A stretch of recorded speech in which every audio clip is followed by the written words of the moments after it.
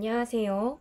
오늘은 지난 시간에 이어 1920년대의 작품 중 한용운의 님의 침묵을 함께 배워보도록 하겠습니다. 한국인이라면 모르는 사람이 없을 정도로 유명한 작품이고요. 실제 수능에도 출제되었던 작품이죠.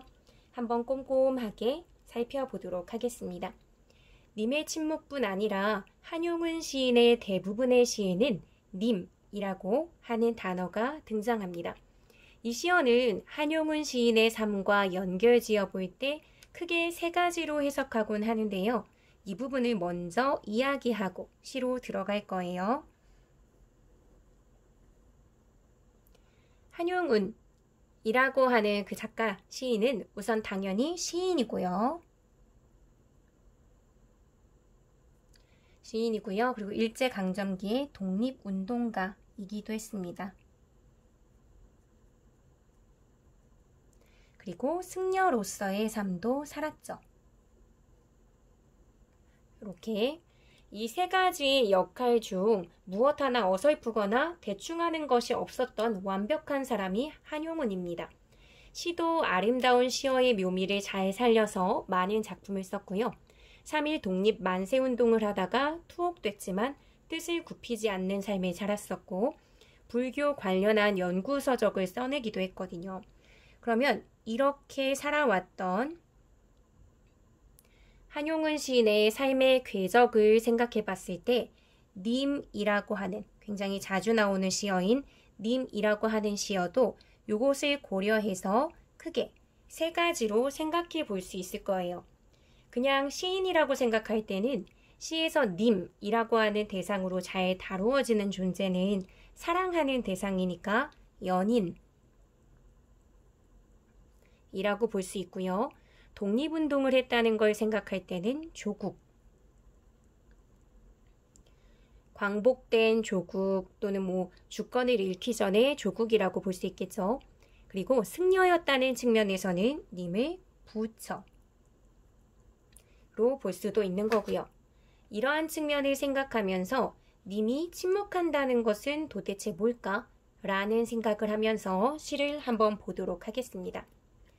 님은 같습니다. 사랑하는 나의 님은 같습니다. 시의 첫 행부터 님이 가버렸다는 사실을 알리면서 시작합니다.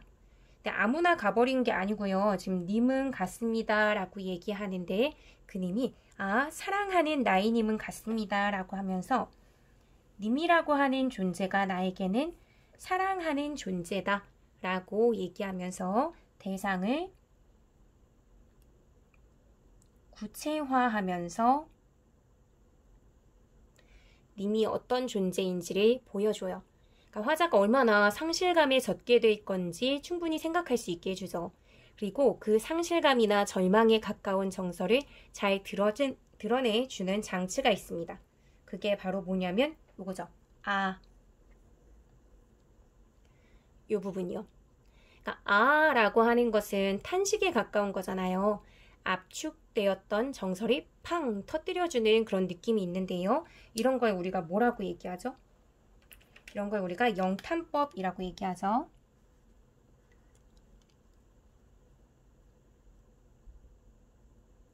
감정을 터뜨려내듯이 표현을 한 것, 이런 거죠. 화자가 느꼈을 절망이나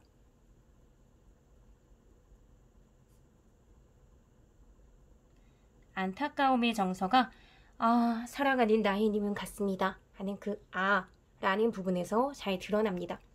그리고 이 부분에서 하나 더 살펴볼 표현 방식 중 하나는 반복이에요. 지금 보면 님은 같습니다. 그리고 또 사랑하는 나의 님은 같습니다 라고 표현이 되는데요. 이 작품에서 지금 보면요. 같습니다. 이런 말들이 좀 반복이 될 거예요. 님은 같습니다. 사랑하는 나의 님은 같습니다. 차마 떨치고 같습니다. 이렇게 말이죠. 그러니까 같습니다 라는 표현들이 반복이 되면서 진짜 내가 사랑하는 그 님이 가버렸어 하는 그런 정서를 잘 드러날 수 있게 해주죠. 같습니다 라는 말이 반복이 되면서 이별의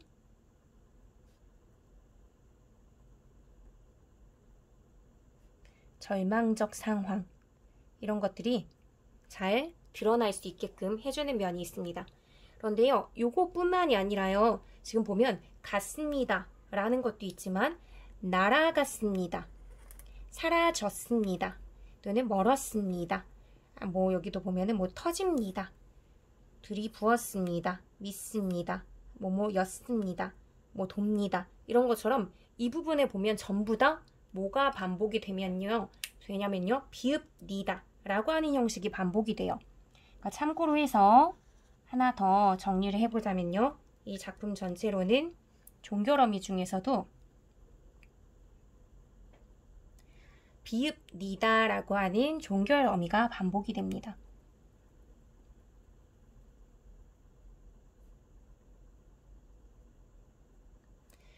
요걸 사용하게 되면 이제 당연히 얻어지는 효과는 반복이 되고 있기 때문에 운율을 형성해 주죠. 그리고 비읍 니다 자체가 뭐뭐 합니다, 씁니다 이렇게 하니까 경어체예요. 대상에 대해서 청자를 좀 배려해서 존댓말을 하는 거잖아요. 만약에 반말을 하게 된다면 님은 같다, 나이님은 같다, 이런 식으로 서술을 하게 될 거예요. 그런 경우와 비교를 해보면 확실히 시의 느낌이 다릅니다. 그래서 이 경어체를 사용하게 되면 전체적으로 봤을 때 시의 부드러운 어조를 사용하면서 전체적으로 부드럽게 느껴집니다. 그래서 이런 부분 때문에 여성적 어조라고 하는 경우도 있긴 한데요. 특정한 말투를 특정 성별에 연결지어서 판단하게 하는 문제는 요즘 특정 성에 대한 고정관념을 심어줄 수 있다고 생각해서 좀 조심스러워서 잘 안 나오는 것 같아요. 그러니까 그냥 참고로만 알아두세요. 어쨌든 이렇게 님이 가버렸다 라는 이별의 상황을 보여주는 게 1행이었고요. 그럼 2행으로 넘어갈게요. 푸른 산빛을 깨치고 단풍나무 숲을 향하여 난 작은 길을 걸어서 차마 떨치고 갔습니다. 주어가 빠지긴 했지만요, 이 떨치고 가버린 존재는 당연히 임이겠죠. 임께서 이런 길을 따라서 나를 떠나서 가버린 것, 이걸 비유한 것, 이제 표현을 한 걸 거예요. 그리고 여기에서 푸른 산빛이나 단풍나무 숲, 이런 표현들, 푸른 산빛을 깨치고 갔다 또는 단풍나무 숲을 향하여 갔다, 이런 것들은 당연히 비유적인 표현이겠죠. 실제로 푸른 산빛을 깨뜨릴 수 있는 사람은 없을 거 아니에요. 그러면 그 의미가 무엇일지 한번 생각해 보는 거예요. 푸른 산빛, 즉 산빛이 푸른 때는 봄이나 여름입니다. 봄, 여름, 계절적인 측면에선. 그러면 이때는 나무에서 잎사귀들이 막 나오기 시작하고 그것들이 무성하게 자라면서 산의 전체적인 빛을 푸르게 만들어주죠. 그리고 푸르다는 말 자체가 조금은 생명력이 넘치는, 산의 입장에서는 생명의 가능성이나 희망이 넘치는 그런 느낌을 부여해주죠. 사랑에 있어서는 사랑이 가장 무럭무럭 자라고 희망적인 그런 행복한 시간이 될 거예요. 그러니까 흔히 얘기하는 플러스적인 요소의 느낌을 주는 게 이 푸른 산빛이라고 생각하면 될 것 같은데요. 그걸 임께서 깨치고 깨뜨려 버린 것입니다. 그러고는 단풍나무 숲을 향하여 난 작은 길을 걸어간 거죠. 나무가 단풍이 드는 시기는 초가을도 아니고요. 가을이 완전히 무르익어가는, 그래서 겨울이 곧 올 것이라고 생각하는 그 지점이죠. 즉 푸른 생명으로 막 넘쳐나던 산의 입장에서는 겨울을 맞이하게 됨을 생각할 수밖에 없는 그런 시기라고 보면 됩니다. 그러니까 단풍나무라는 건 봄, 여름 내내 푸르게 산을 빛냈던 나뭇잎들이 이제 다 떨어질 때가 되었음을 잘 보여주는 소재죠. 그러니까 사랑의 끝을 상징한다고도 볼 수 있어요. 즉 사랑의 관점에서 생각하자면 절망적인 시기라고 보는 거죠. 그러니까 마이너스적인 요소가 있죠. 그러니까 이 두 소재는 서로 좀 반대가 된다라고 생각하면 될 것 같아요. 그러니까 이런 절망적인 것, 이런 걸 우리가 흔히 뭐라고 하냐면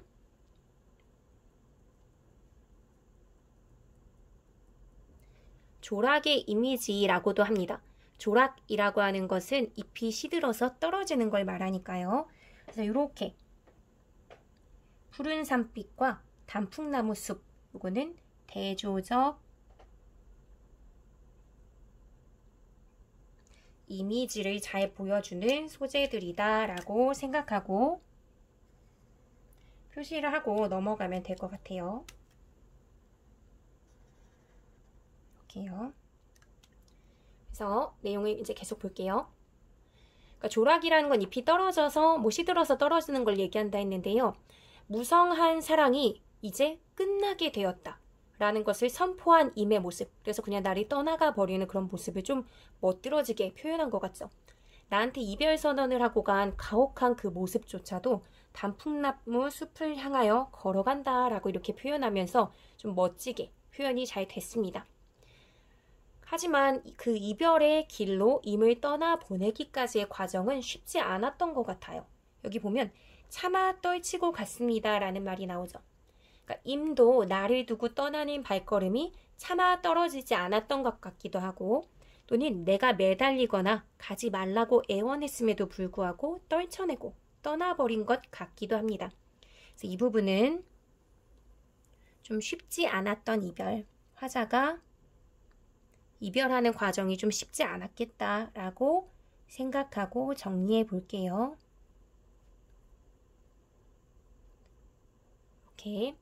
이렇게 두 번째 행도 이별의 상황을 잘 보여주는 내용이었고요. 3행으로 넘어갈게요. 황금의 꽃같이 굳고 빛나던 옛 맹선은 차디찬 티끌이 되어서 한숨의 미풍에 날아갔습니다.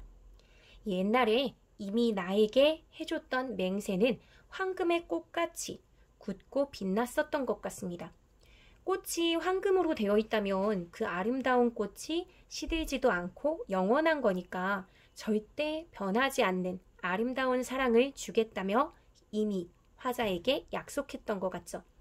즉, 이 황금의 꽃같이 굳고 빛나던 옛 맹세, 이게 이제 사랑이 아름다웠던 그 순간을 잘 보여주는 것, 푸른 산빛과 소재가 조금 비슷한 것이라고 볼 수 있을 것 같고요. 영원히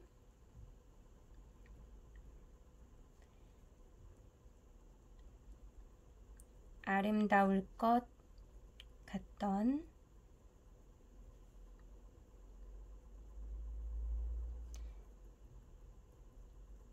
사랑의 약속, 이렇게 정리를 해볼게요.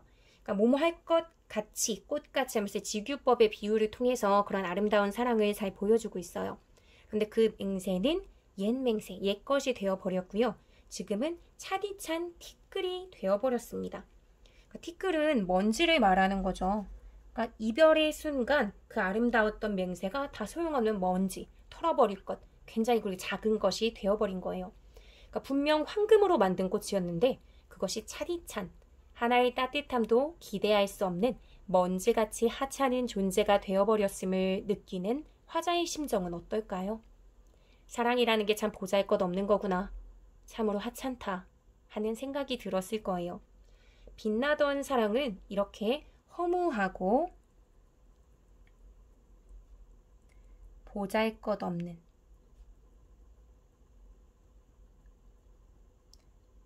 덧없는 것, 이런 식으로 바뀌어버렸습니다. 그리고 더 슬픈 건요. 그러한 상황에 안타까워서 내뱉었을 한숨의 아주 작은 바람결에 그런 허무하게 변해버린 그 티끌이 그냥 날아가 버립니다. 그러니까 이렇게 사랑이 떠나가 버리는 거죠. 사랑이라는 게 참으로 허무하게 사라져 버립니다. 그래서 이 부분에서는 이별의 허무함,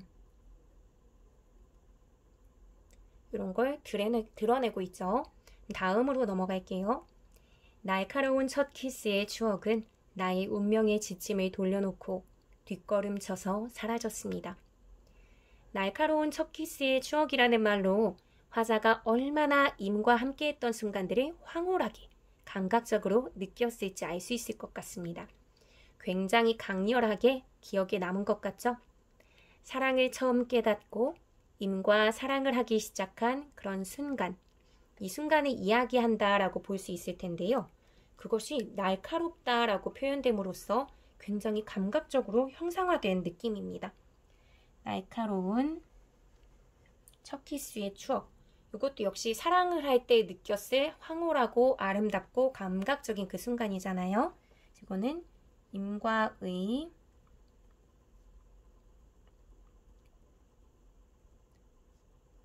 황홀했던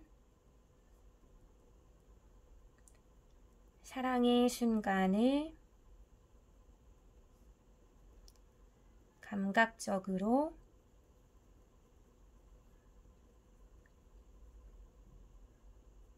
형상화 이렇게 적어둘게요. 그런 강렬한 사랑을 한 화자는 이 강렬한 사랑에 의해 화자의 운명의 지침이 돌려지는 바뀌어져 나가게 되는 그런 것을 경험합니다. 그러니까 강렬한 사랑이 화자의 운명의 지침을 바꿔놓은 거죠. 운명의 지침이라고 하면 운명의 나침판 같은 거죠. 그러니까 나의 삶의 방향, 운명의 지침이라고 하면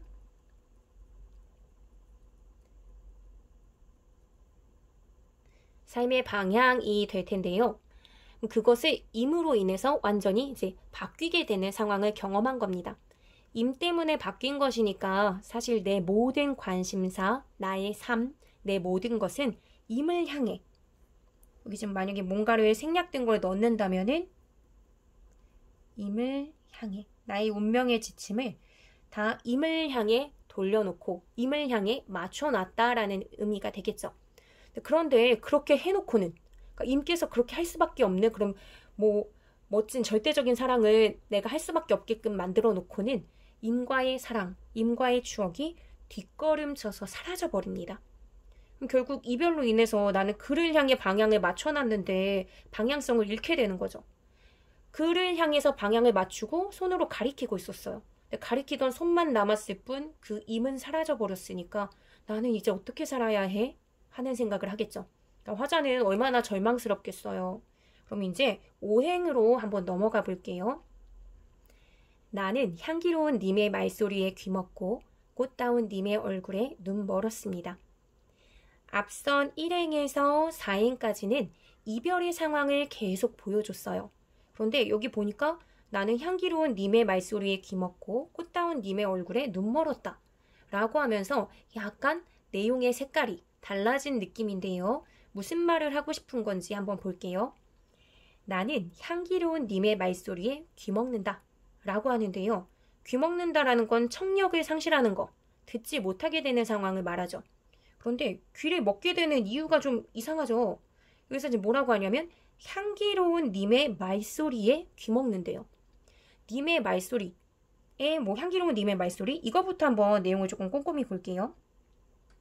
이 부분을 보면 사실 이제 님의 말소리가 향기가 느껴지는 것처럼 너무 아름답다는 말일 텐데 말소리라고 하는 것은 향기로울 수는 없잖아요. 말소리는 청각으로 지각하는 건데 이걸 콧구멍으로 냄새 맡는 것처럼 말하고 있으니까 향기로운 이렇게 하면 이제 이건 후각이죠.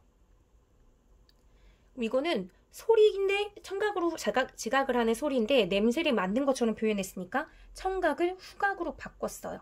그러니까 이런 걸 뭐라고 하냐면 청각의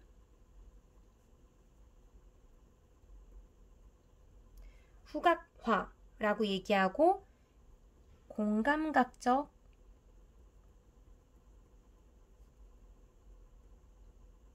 심상을 사용했다라고 이야기할 수 있는 부분이죠. 지금 표현적인 그런 표현법과 관련된 부분은 요색 형광펜으로 지금 표시를 하고 있습니다. 이를 통해서 임의 말소리가 나에겐 정말 향기로 느껴질 만큼 화자가 님을 정말 좋아하는구나 라는 걸 이 표현에서 느낄 수 있어요. 그런데요, 만약 우리가 누군가를 엄청 사랑해서 그의 말소리에서조차 향기가 나는 것처럼 완전 홀라당 빠져있다면 그 존재가 말을 할 때 우리는 어떻게 할까요? 조금이라도 더 잘 듣기 위해서 귀를 쫑긋하고 아마 그 대상에게만큼은, 그 사랑하는 대상에게만큼은 청력 100만 배의 초인적 능력을 발휘해서 더 잘 들을 수 있을지도 몰라요. 그런데 여기에서 향기로운 님의 말소리 때문에 청력을 상실합니다. 만약에 그러면 이것은 사랑이 아니라 재앙인 거죠. 아름다운 결실이 아니에요. 청력을 잃었으니까. 그러니까 사실 말이 안 되죠. 보통 님의 말소리가 너무 좋으면 그것 때문에 귀가 먹게 되는 게 아니라 더 주목해서 듣게 되니까 이 표현을 봤을 때 향기로운 님의 말소리인데 그것 때문에 귀 먹는다, 청력이 상실한다 라고 하면 앞뒤가 안 맞는 모순의 상황이잖아요. 그러니까 여기 부분 향기로운 님의 말소리에 귀 먹고, 이 부분을 지금 표시한 거고요. 이 부분은 내용이 좀 모순되는 면이 있습니다. 이렇게 표시해서 헷갈리지 않게. 그래서 이런 것들을 이제 뭐라고 하냐면 상황이 이제 모순되면서 역설적 표현, 표면적으로 말이 되지 않으니까 역설적 표현을 사용한 것이라고 볼 수 있어요. 그런데 저번에도 말씀드렸듯이 역설적 표현이라는 건 겉으로는 말이 안 되지만 그 안에는 참된 뜻이 들어가 있는 거라고 했었잖아요. 그러니까 잘 생각해보면 우리는요, 누군가에게 완전히 꽂혀버리면 그 사람에게만 모든 걸 다 집중합니다. 내가 어떤 사람을 너무 좋아하면 다른 사람의 말은 들리지 않는 거죠. 저희 아들 1호가요, 블록 조립하는 걸 엄청 좋아하는데요. 블록 조립에 빠지면 마치 귀를 닫아버린 아이처럼 행동합니다. 무슨 말을 해도 전혀 못 들은 것 같은 모습이죠. 그럼 저는 저희 아들에게 엄마 말 들리니? 들었어? 하고 막 이렇게 얘기를 해요. 그런 상황이라고 생각하시면 될 것 같아요. 모든 감각의 주파수가 사랑하는 사람에게만 맞춰져 있으니까 그의 목소리 외에는 다른 데는 다 귀먹어버린 거죠. 그러니까 이렇게 역설적 표현을 사용함으로써 임의라고 하는 존재가 화자에게 얼마나 절대적인 존재인지가 잘 드러납니다. 이 부분에서는 임의 화자에게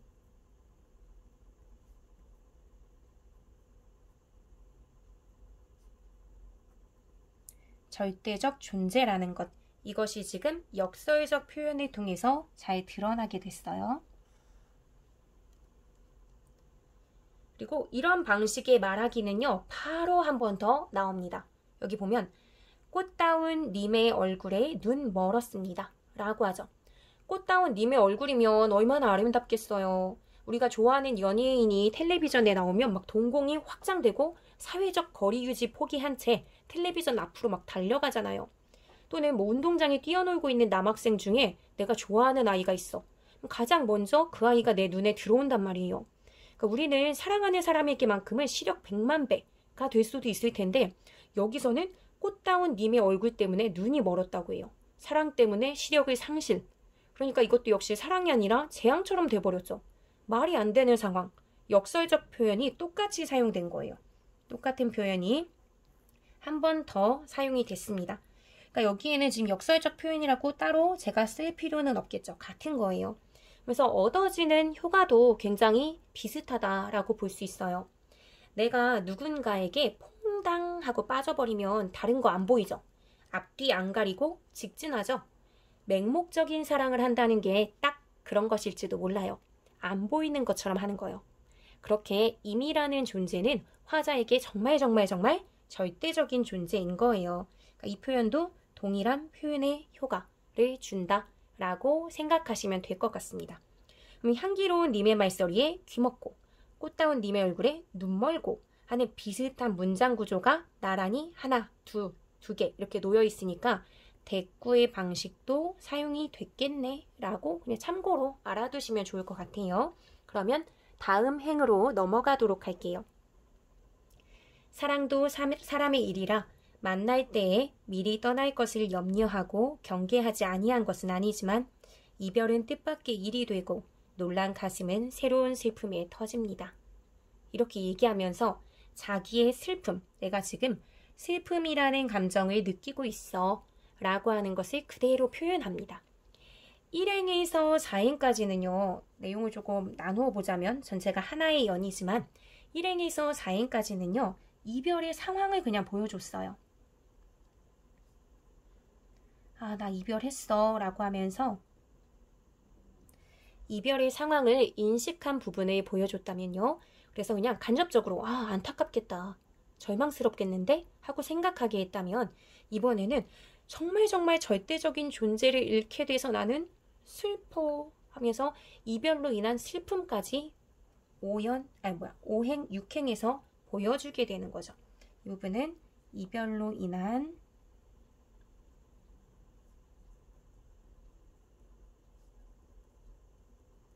슬픔. 요걸 잘 보여줍니다. 그러니까 이별의 상황은 유사하게 이어져 가는데요. 거기서 느끼는 정서까지 언급하는 방향으로 흐름이 이어진 겁니다. 사랑이라는 것이 신성불가침한 영역은 아니잖아요. 우리 같은 평범한 사람의 일이기 때문에, 사람의 일이라서 영원할 수 없습니다. 그래서 만날 때에 미리 떠날 것을 염려할 수밖에 없고, 그래서 경계하지 아니한 것은 아니지만 이란 것은 경계를 했단 얘기예요? 안 했단 얘기예요? 경계를 했다는 얘기죠. 그러니까 아니한 게 아니다라고 하는 이중부정. 우리 강한 부정은 이런 식으로 하죠. 부정의 부정 막 하면서. 그러니까 이중부정을 쓰면서 미리 알고 있었던 것임을 잘 밝힙니다. 그러니까 이별의 가능성? 그래, 생각하고 있긴 했어. 라는 걸 분명히 밝혀두죠. 어떤 사랑도 사실 영원할 수는 없어요. 지금 여러분이 사귀고 있는 사람과 결혼까지 갈 가능성은 여러분이 학생이라는 전제하에 사실 높지 않고요. 너무했나요? 그 선생님처럼 이미 결혼을 한 사람도 죽음이라고 하는 운명 앞에선 언젠가 누군가가 먼저 다른 누군가를 떠나보내야 하는 상황이 벌어지니까 이별을 할 수밖에 없습니다. 하지만 선생님이 이렇게 담담히 이야기한다고 해서 헤어짐 앞에서 의연할 수 있을까요? 그런 상황이 아무렇지도 않게 받아들여질까요? 아니겠죠?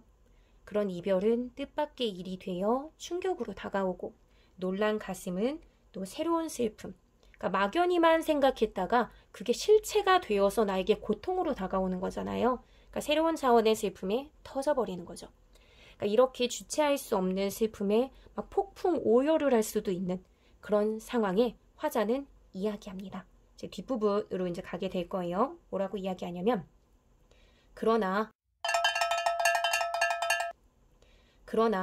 이별을 쓸데없는 눈물의 원천을 만들고 마는 것은 스스로 사랑을 깨치는 것인 줄 아는 까닭에 걷잡을 수 없는 슬픔의 힘을 옮겨서 새 희망의 정수박이에 들어부었습니다. 하고 얘기하죠.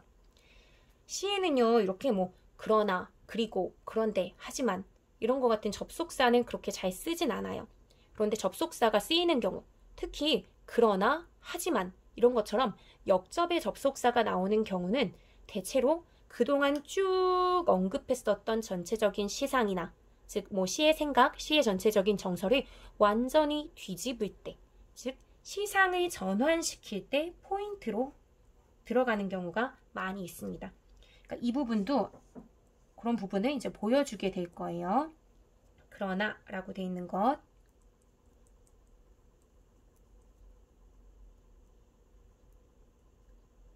한번 보도록 할게요.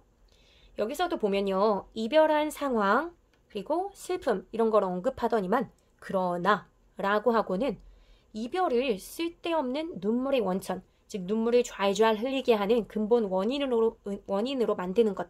즉 이별했다고 해서 눈물을 막 철철 흘리는 건 스스로 사랑을 깨뜨리는 거다 라는 것을 깨닫게 되는 내용이 나옵니다. 그러니까 이별은 분명히 슬픈 게 맞지만요. 그렇다고 주저앉아서 눈물만 흘리고 있으면 아무것도 변하는 게 없고 이별이라는 상황을 완전히 받아들이는 것밖에는 되지 않기 때문에 쓸데없는 눈물의 원천을 만드는 게 사랑을 깨치는 거다. 이별이라는 걸 그냥 완전히 나 이별했네 라고 받아들이는 것에 불과하기 때문에 내 스스로 사랑을 깨뜨리게 되는 것과 동일하다라는 걸 새삼 깨달았죠. 그렇기 때문에 이별의 슬픔에 함몰되어 있지 않기로 결심합니다. 그래서 걷잡을 수 없는 슬픔, 걷잡을 수 없을 만큼 굉장히 나의 슬픔의 크기가 크거든요. 힘도 크고. 그러니까 그 슬픔의 힘이 얼마나 큰지 아는데 그것에 빠져갖고 절망하기보단 그 큰 힘을 어디다 갖다 쓸 거냐면 새 희망의 정수박이, 그러니까 정수리에 들어붙겠다라고 하는 거죠. 그러니까 지금 슬픔의 힘을 뭐로 바꾸겠다? 희망으로 바꾸겠다. 그러니까 시상이 전환된다고 했는데 어떻게 전환되는지를 지금 시에서 아주 친절하게도 직접 밝혀주고 있어요. 시상이 전환이 되는 게 슬픔에서 희망으로 바뀌는 거구나. 그래서 슬픔의 힘을 희망으로 바꾸게 되면 더 큰 희망이 되겠죠. 왜냐면 슬픔의 크기가 굉장히 큰데 그 큰 힘을 희망으로 전환을 시켰으니까요. 그래서 여기서의 시상의 전환이라고 하면 슬픔을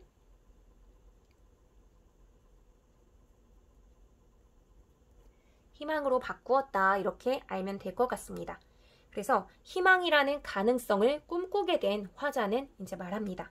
뭐라고 하냐면 우리는 만날 때에 떠날 것을 염려하는 것과 같이 떠날 때에 다시 만날 것을 믿습니다. 라고요.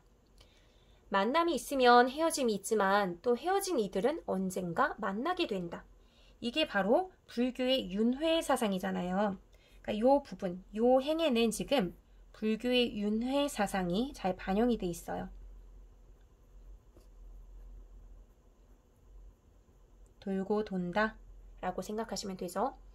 만난 자가 언젠가 이별하게 돼 있다.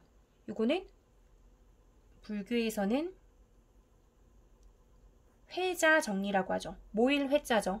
그러니까 만난 자는 정리, 리 이게 이별하다, 떨어지다 라는 거니까 언젠간 떨어지게 된다. 그러니까 지금 이렇게 이제 이런 부분이나 떠난 자는 반드시 돌아오게 돼 있다. 떠날 때는 다시 만날 것. 떠날 자, 떠나는 자는 반드시 되돌아온다 라는 거죠. 그러니까 이걸 이야기합니다. 즉 언젠가는 다시 만날 수 있으리라는 강한 확신, 이런 걸 보여주는 거죠. 믿습니다 하고 얘기하잖아요. 그래서 이런 말을 부드럽고도 지금 강한 신념으로 보여주고 있습니다. 다시 만날 것을 믿고 있기 때문에 더 이상 슬픔에 빠져 있을 필요가 없어졌죠. 그래서 화자는 님은 갔지만은 나는 임을 보내지 아니하였습니다 라고 이야기해요. 지금 선생님이 여기다 임이라고 써놨네요. 원래는 님이죠, 님. 선생님이 이렇게 실수한 이유가 있죠. 원래는 임이 맞아요. 사랑하는 대상을 말하는 표준어는 임이 맞는데 지금 님의 침묵은 특이하게 우리가 뭐 병원 가면 이윤정님 들어오세요 라고 하면서 의존명사로 높여서 부르는 그 님이라고 하는 의존명사 있죠. 그게 여기에는 지금 그냥 일반 명사인 것처럼 사용이 돼서 다 님이라고 쓰였는데 원래는 사랑하는 대상, 독립적인 어떤 독자적인 하나의 대상을 얘기할 땐 임이라고 하는 게 맞아요. 시 자체는 원래 님이었어요, 님. 근데 제가 지금 이제 임이라고 하는 게 표준어라고 그냥 제가 암묵적으로 알다 보니까 이렇게 써버렸네요. 어쨌든 볼게요. 여기도 일행에서처럼 라고 하는 영탄법, 요거를 사용하고 있습니다. 영탄법을 사용해서 지금 감정이 노출된 부분이 여기에도 일행과 똑같이 나오고 있어요. 효과가 똑같을지 생각해 보는 거예요. 감정을 노출시키는 건데 여기선 어떤 감정을 노출시킬까? 1년에서의 이게 절망이나 안타까움의 정서를 보여주는 거였다면 여긴 좀 다르죠. 떠난 자가 다시 돌아오고 다시 만날 수 있게 되리라고 생각한 뒤 님은 갔어도 나는 님을 보낸 게 아니야 라고 이야기하고 있으니까 앞에서 보여준 이별의 절망감과는 좀 달라요. 이별에 대한 의미 규정이 달라진 겁니다. 이별은 그냥 완전한 헤어짐을 말하는 게 아니야. 다시 만날 수 있음을 내포하고 있어 라고 생각하면서 라고 말한 것이니까요. 여기에는 다시 만날 거라는 이런 걸 재회라고 하죠. 그러니까 재회에 대한 깨달음, 그 가능성, 이걸 믿기 때문에 라고 얘기한 거죠. 그러면서 님은 갔지만 나는 님을 보내지 않았다 라고 말합니다. 님이 이미 갔는데 내가 임을 안 보냈다? 라는 건 말이 안 되잖아요. 그냥 정신 승리일 뿐이지.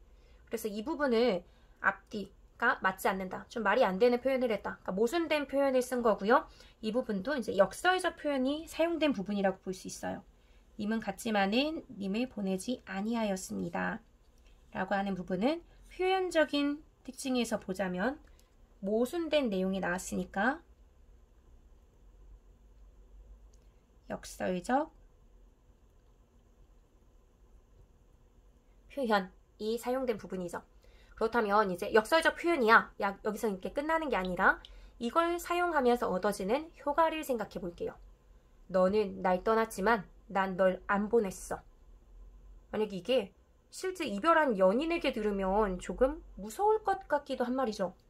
이 말이 이별을 선언한 입장에서는 무서울 수 있는, 그러니까 상대방이 이별을 인정하지 않고 나에게 나는 이별하자 했는데 너 나 떠났어? 나 너 안 보냈어? 하고 이렇게 얘기해버리면 근데 이제 이별을 당한 입장에서 생각할 때는 이렇게라도 생각해야 이별을 대처하면서 남은 삶을 좀 힘있게 살아가는 원동력으로 느낄 수 있잖아요. 그렇다면 아까 임이라고 하는 존재는 조국, 연인, 부처라고 볼 수 있다고 했는데, 이런 관점에서 보면 이별을 선언하고 갔지만 언젠가 그 이별 선언하고 떠난 임이 다시 돌아와서 나와 만날 거라는, 그러니까 사랑하는 대상이라고 본다면 이 역설적 표현을 통해서 재회에 대한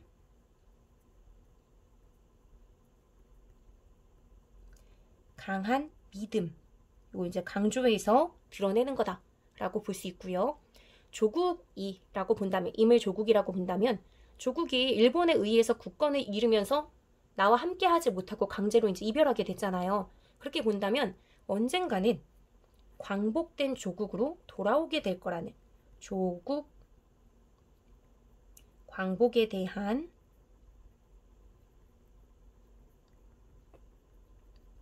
믿음, 이렇게도 볼 수 있겠죠. 이거 또는 승려의 입장에서는 종교적 차원에서 진리를 찾고 깨닫는 게 막 어려워서 막 절망하고 좌절해.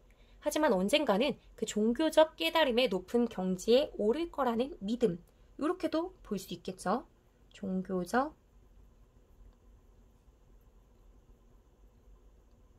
깨달음에 대한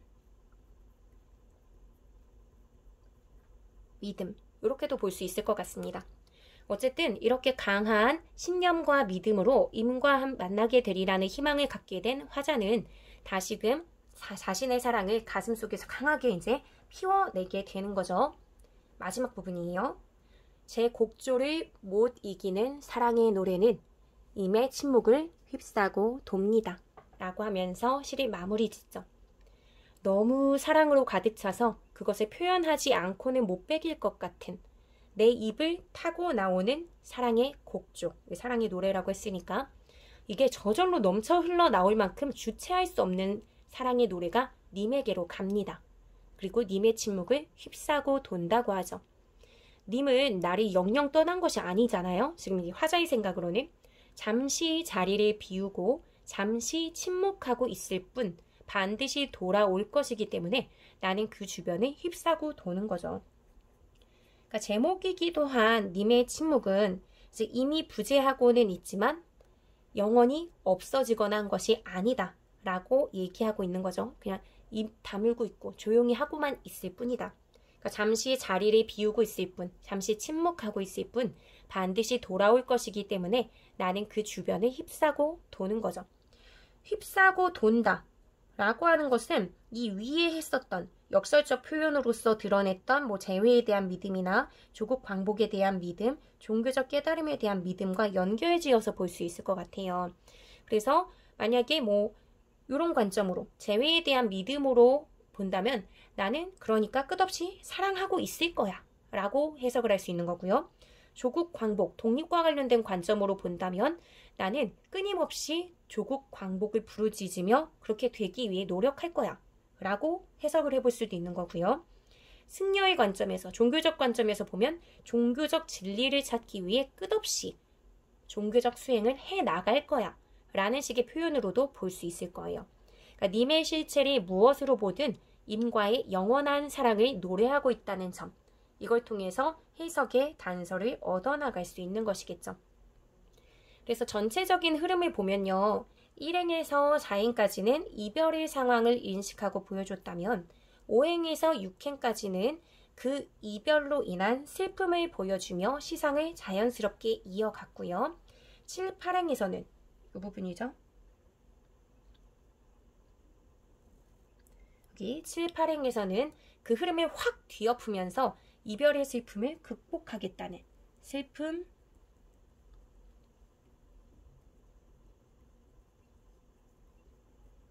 극복의 의지를 잘 보여줬어요. 그리고 그 의지의 태도를 발판으로 삼아서 나의 주체할 수 없는 사랑, 이별을 인정하지 않았으니까 나는 사랑이 넘쳐나. 제 곡조를 못 이기는 사랑의 노래하면은 주체할 수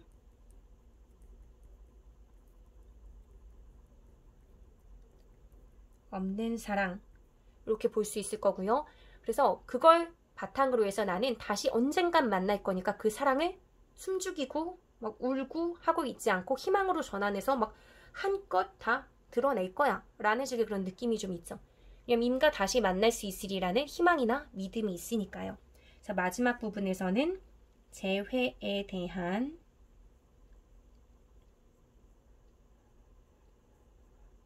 믿음, 요걸 보여주면서 마무리가 잘 되고 있습니다. 전체적인 흐름이요, 한시의 작법이기도 한 기, 승, 전, 결, 요걸 굉장히 잘 보여주고 있어요. 여기 보면은 앞부분에서 시상을 불러 일으켰잖아요. 기승전결의 기 단계도 마찬가지죠. 일어날 기자를 쓰죠. 시상 전체, 이별의 상황이라는 것을 시상을 불러 일으켜주고요. 그리고 승 단계에서는 이거 이일승이잖아요. 그러니까 앞에 있던 시상에 쭉 올라타서 그냥 이어가고 있는 거고요. 전 단계에서는 바꿀 전자죠. 분위기를 완전히 바꿔서 생각을 전환시키고, 그래서 그 전환된 생각을 이어받아서 결. 마무리를 지어주면서 주제의식을 잘 드러내죠. 이런 전통적인 한시의 작법이 잘 계승이 되어 있고요. 그러면서 전체적인 주제의식을 잘 드러낸 그런 작품이기도 했습니다. 그래서 오늘 이렇게 해서 님의 침묵을 공부해 봤고요.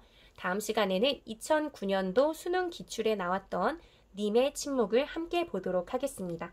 미리 한번 오늘 배웠던 내용을 바탕으로 내가 잘 이해했는지 점검하는 차원에서 문제를 풀고 오면 좋겠죠.